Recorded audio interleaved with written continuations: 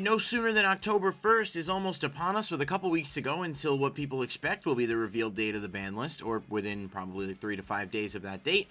I thought it'd be reasonable to take a look at the ban list predictions that I've got, and maybe talk about what Konami might do, maybe a few wishlist items as well.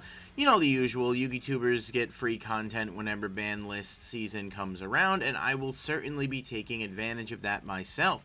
This is the second time I'm trying to film this video because I recorded it in full the first time and then realized I didn't have the microphone on, so it didn't pick up any of my sound.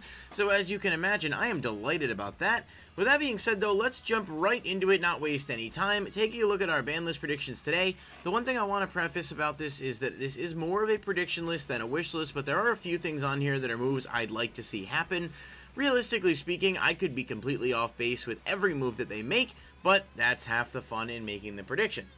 So, let's jump into it, starting off with the first banned card.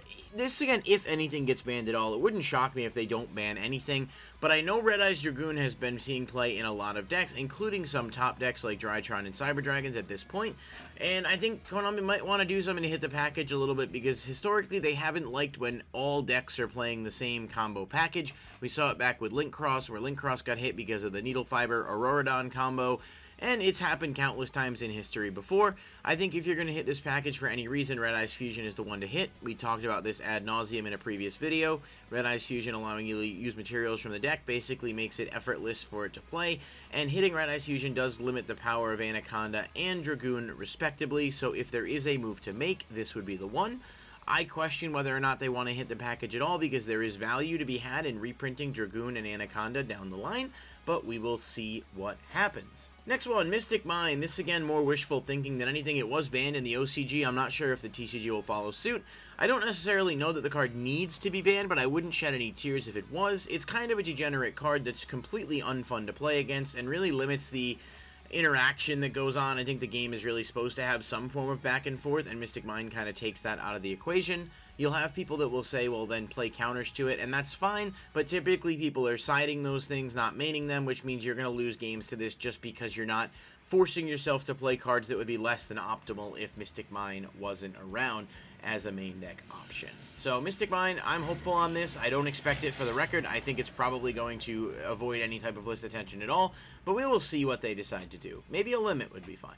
And for my wildcard pick, Access Code Talker, I don't necessarily think this needs to happen. There are a lot of people who think it does, who think it's kind of a broken card. I'm inclined to disagree with that. I think we've had this conversation before. People called for Apollosa to be banned. People called for Saryuja and Borosword to be banned.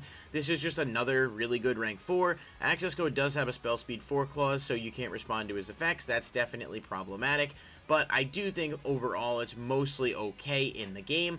My logic on this comes from the lack of a reprint, and I'm wondering whether or not they might do something like put it on the list for a format and then bring it back later and reprint it at a later date. Or we could end up seeing that it goes into the maximum gold, and that's where we get a reprint for it. So I don't know what the mentality is behind it skipping the tins. I know people are pretty upset about it, but I'm wondering if it's maybe because they plan to ban it, which would be very funny at the least for anybody that is spending $200 a copy instead of just waiting to see where that goes. Alright, moving on to the limited section of the list. This is the biggest section, as it usually is. I know Konami will randomly limit stuff or bring things back. I'm hoping this is going to be a decent-sized list that shakes things up.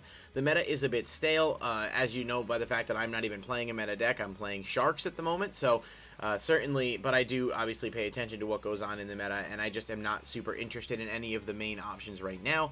But with Burst of Destiny coming out, Destiny Heroes having an impact, obviously, as well as Flunderies and other things, there's going to be reason to be excited about what might happen, and as a result, I think they're going to want to restrict some existing decks.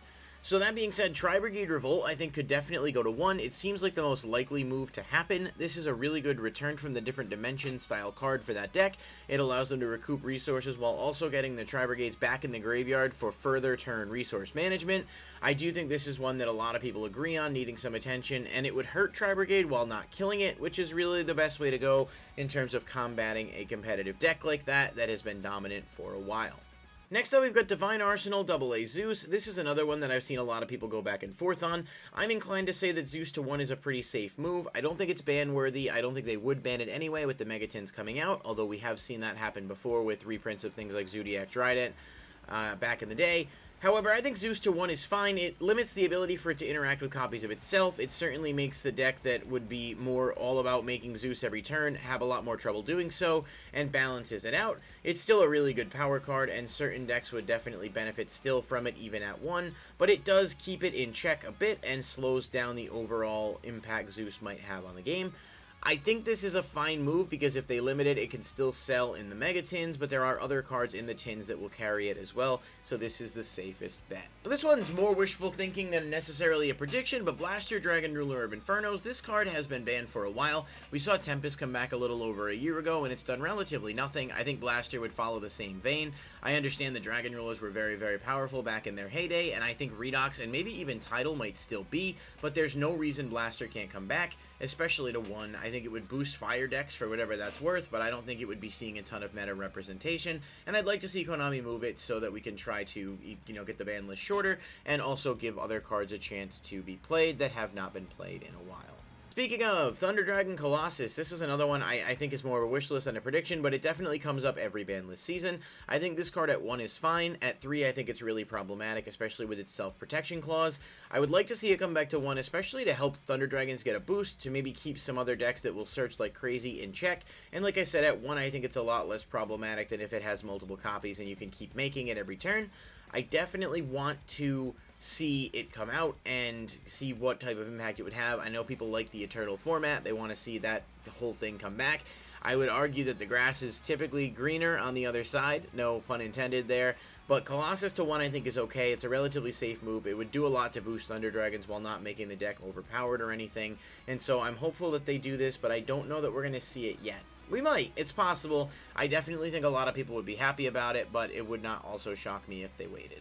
Moving on to semi-limited, I only have one here. I'm not a huge fan of semi-limited as a whole. I think it's relatively kind of a waste of time overall unless you're dealing with cards like Malicious that interact with copies of themselves, or cards that are specifically semi-limited to prevent abusable interactions.